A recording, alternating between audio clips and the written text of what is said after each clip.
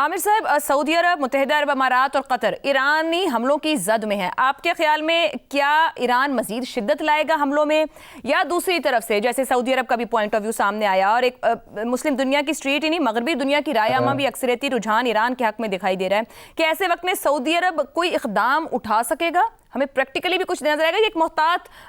Defence کرتے ہی دکھیں گے؟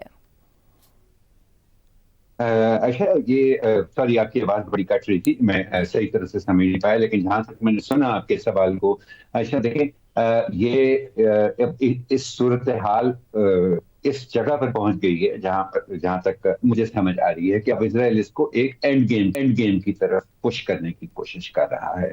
اور وہ اینڈ گیم اس کو یہ بھی سمجھ آ گئی ہے کہ جو اس کا بنیادی مقصد ہے کہ ایران کو بطور ایک فعال ریاست کے بالکل اس کو ملیامیٹ کرنا، اس کو شاید اب یہ بھی سمجھ آ رہی ہے کہ امریکہ میں بھی پیشنس اس جنگ کے لیے کم ہوتا جا رہا ہے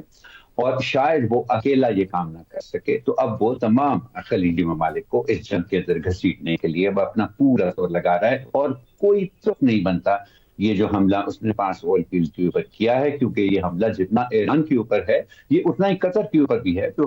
کہ اس وقت جن کو وہ پروٹیکٹ کرنے کا ایک ڈرامہ اسرائیل نے لگایا ہوا ہے. یہ جوائنٹلی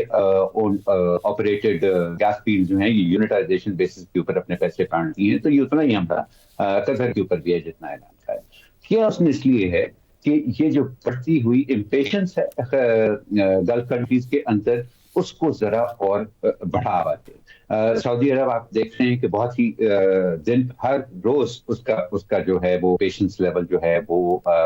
نیچے ہوتا جا رہا ہے. اب تو انہوں نے یہاں پہ بھی کہہ دیا کہ جتنا جو بھی ہمیں کانفیڈنس تھا ایران کے اندر اب وہ بھی ہمارا ختم ہوتا جا رہا ہے. اس کے اندر یو اے ای پہلے سے ہی اسرائیل کے بالکل ساتھ جڑا ہوا ہے اس لڑائی کے اندر.